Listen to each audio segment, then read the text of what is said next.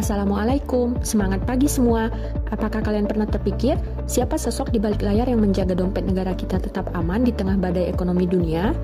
Dr. Insinyur Purbaya Yudi Sadewa PhD atau yang akrab dikenal dengan Bapak Purbaya adalah seorang teknokrat, ekonom, dan birokrat ulung Indonesia. Beliau lahir pada tanggal 7 Juli 1964 dan menyelesaikan pendidikan doktornya di Purdue University, Indiana, Amerika Serikat. Sebelum menjabat sebagai bendahara negara, Purbaya telah menempati berbagai posisi strategis baik di sektor swasta maupun pemerintahan. Beliau resmi dilantik sebagai Menteri Keuangan pada 8 September 2025. Purbaya dikenal sebagai sosok yang memiliki latar belakang unik karena menggabungkan disiplin ilmu teknik dengan analisis ekonomi makro yang tajam. Kali ini, kami dari kelompok 4.2 Angkatan 4 peserta Latsar CPNS 2026 akan membedah rahasia kepemimpinan Bapak Menteri Purbaya. Bukan cuma soal angka, tapi bagaimana beliau menghidupkan core value ASN berakhlak dalam setiap kebijakan yang beliau ambil.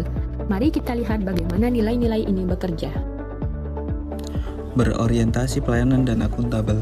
Berorientasi pelayanan bagi Menteri Purbaya, masyarakat bukan sekedar objek, tapi prioritas.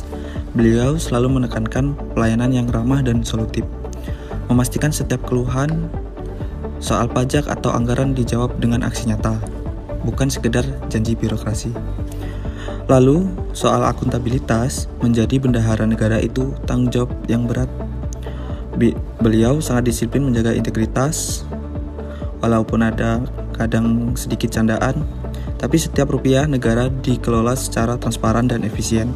Di tangan beliau, kekayaan negara digunakan untuk kepentingan masyarakat tanpa ada celah untuk penyalahgunaan wewenang.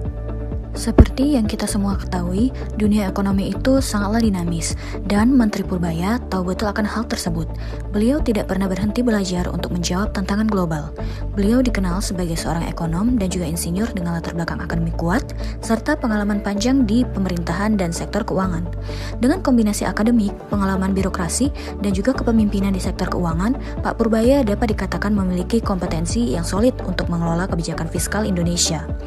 Beliau adalah tipe pemimpin yang bekerja dengan kualitas terbaik, bahkan sering turun langsung dalam diskusi kebijakan untuk membimbing stafnya.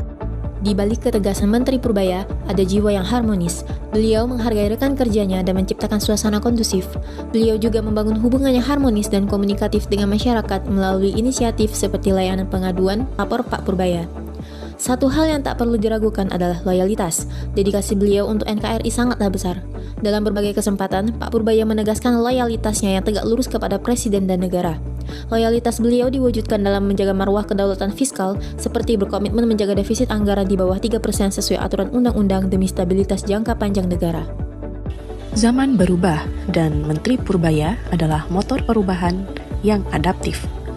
Menghadapi era disrupsi, beliau tidak anti teknologi. Justru, beliau mendorong penuh digitalisasi layanan keuangan agar birokrasi kita tidak jadul. Sebagai Menteri Keuangan, beliau memiliki pandangan yang kuat mengenai digitalisasi sebagai pilar utama untuk meningkatkan efisiensi, transparansi, dan penerimaan negara. Fokus utama pandangannya adalah penerapan teknologi digital dalam sistem pemerintahan dan ekonomi. Beliau selalu proaktif mengantisipasi krisis sebelum masalah itu benar-benar datang. Inovasi adalah napas kepemimpinannya. Yang terakhir, nilai berakhlak yang dapat kita lihat dari Bapak Purbaya ini adalah bagaimana beliau paham bahwa menjaga negara tidak bisa dilakukan dengan sendirian. Melalui nilai kolaboratif, beliau membuka pintu bagi berbagai pihak untuk dapat berkontribusi. Beliau sering berkolaborasi dengan beberapa podcaster di berbagai podcast, mulai dari kalangan muda hingga tua, santai, dan juga formal. Bentuk nilai kolaborasi ini tidak lepas dari bagaimana cara beliau menghormati dan siap mendukung proses hukum yang dilakukan KPK yang melibatkan sejumlah pegawainya. Selain itu, beliau pun hadir dalam program kolaboratif dari Kementerian Keuangan yang dilaksanakan dengan bekerja sama dengan beberapa sekolah. Program ini dikenal dengan nama Kemenku Mengajar. Program ini melibatkan Menteri Keuangan Purbaya Yudi Sadewa, Wakil Menteri Keuangan Suhasil Nazara, dan juga Wakil Menteri Keuangan Thomas Jiwandono sebagai relawan pengajar yang membawakan berbagai topik menarik seputar keuangan negara kepada siswa di berbagai sekolah tersebut. Jadi, Bapak Menteri Purbaya adalah bukti nyata bahwa nilai berakhlak bukan hanya slogan di dinding kantor, tapi denyut nadi dalam kita bekerja. Harapannya, nilai-nilai ini bisa kita serap dan tanamkan dalam diri kita sebagai calon pelayan publik masa depan.